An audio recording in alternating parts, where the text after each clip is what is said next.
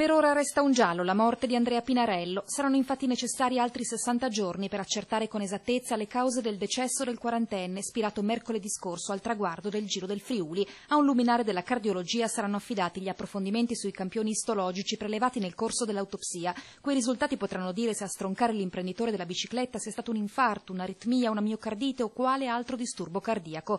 Di sicuro comunque l'esame autoptico effettuato dalla dottoressa Cristina Furioso dell'Istituto di Medicina Legale di Udine su incarico del pubblico ministero Valentina Bossi della Procura di Gorizia ha già dato una risposta che non permetterà ad alcuna diceria di offuscare l'immagine di uno sportivo amato e rispettato. È stato un problema del tutto naturale, riferisce il dottor Francesco Munari, il medico legale della Clinica Universitaria di Padova, nominato dall'avvocato Roberto Campion quale consulente dei Pinarello. Una famiglia attorno a cui domani pomeriggio tutta Treviso, e non solo, si stringerà in un fraterno abbraccio. I funerali saranno celebrati alle 15 in Duomo, dove la salma giungerà dall'obitorio di Monfalcone, in cui la camera ardente sarà aperta dalle 10:30.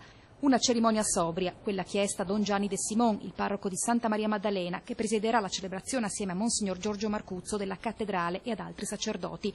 Letture dal lezionario dei defunti, una lettera dei familiari, il solo suono dell'organo. Le offerte raccolte saranno devolute per scopi benefici alla neocostituita Fondazione Andrea Pinarello. Sui banchi i big della politica e dello sport, fra i molti il campione del ciclismo Miguel Indurain. Dalle 13 alle 17 sosta vietata in Piazza Duomo e in occasione della funzione serrande abbassate in Piazza del Grano, come fanno sapere i vicini di Pupin Calzature. Domani gran parte dei negozi di Borgo Mazzini e dintorni terranno chiuso 10 minuti in ricordo del nostro caro amico Andrea.